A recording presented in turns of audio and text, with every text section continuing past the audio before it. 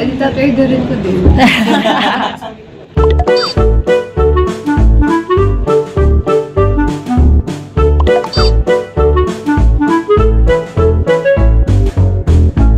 Hi everyone, I'm Elvin Hueva. I'll play the character of Mirabel. Siya ang best friend ni Ruby. And yung mangyayaring incident sa kanila is aapihin ni Ruby si Mirabel.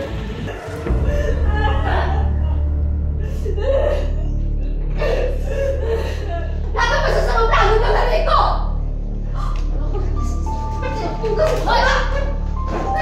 Tumigil ka nga! Bakit?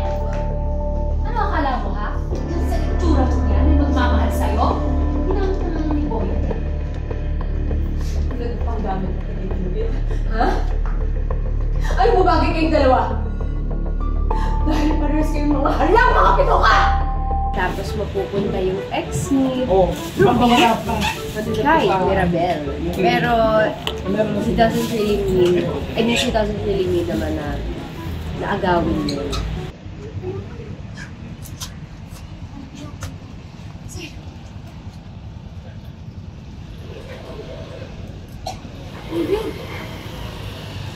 Ano? Just kidding. I just admire you. Mahal naman mo namin.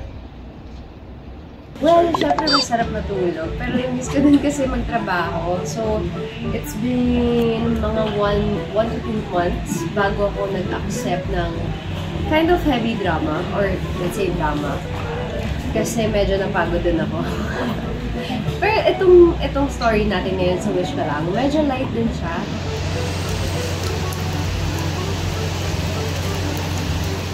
Na-enjoy ko siya dahil may prosthetics din.